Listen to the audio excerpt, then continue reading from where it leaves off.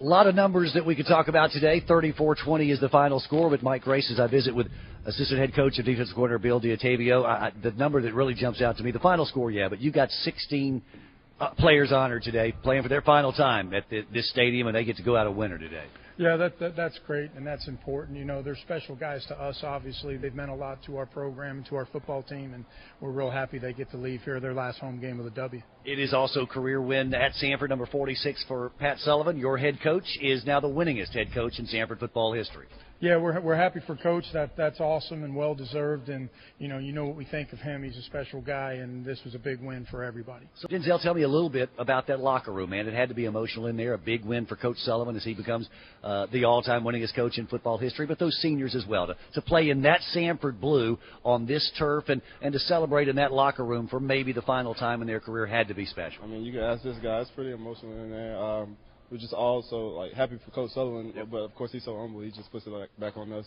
But I'm just glad I was able to play with this group of seniors, and we got a couple more games, so I'm just ready to finish it out strong. Let's talk about how it happened. An offense that played lights out in the first half, defense that did the very same thing.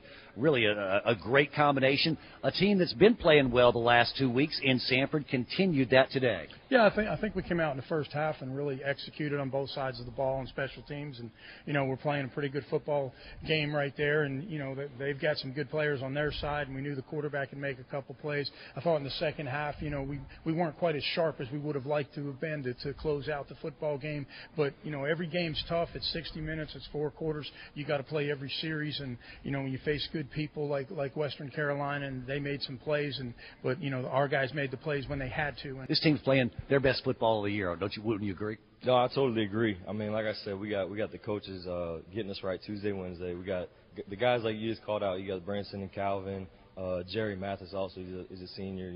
Mike Pierce. I mean, all the way down the line. You got Jose in there, Casanova. I mean, all those D linemen. And you got all sorts of linebackers. I mean, from Killett to Cooper to all those guys. Kwaski Tart in the back, and then it's everywhere. And they're all coming together. We're trying to do something. We're trying to leave a legacy, and all those guys. That's who's doing it. I mean, great players, and that's who's doing it. So. It's been 28-7 halftime lead. It was 28-0 at one point, and during that time, Michael Eubank effective through the air, Denzel Williams effective on the ground. But boy, it wouldn't have been possible without those guys up front. I thought maybe one of our best games for our offensive line all season. They were great. Yeah, I mean, I think, our line for a while now has really been, coming on and doing a lot of great things, and our backs are running well. Denzel's finding space, and Jeremiah and those guys. And I thought, like you said, Michael played well and got us going right there. I mean, they were just clicking on offense in that first half and really got us jumped out there good. Coach D made a comment about the entire offensive line. These guys have been playing good for several weeks now. Yeah, we just we had to find ourselves at one point. We weren't doing what we know we could do, and then we just all got together and was like, we can do this. And for every play, we're saying, y'all want to score, y'all want to score, y'all want to do this, and we make it happen. And that's why I like to see the grit that they have. And it's great for them to open holes, but you got to do something when you get in there. I thought we saw you really do a great job today of being patient, finding the seams, finding the holes, and when you got them, using that burst of speed and picking up yardage. Yeah, it's just the patience behind those guys. We did a lot of gap games, so just letting them develop the play, and then me just finding what they give me.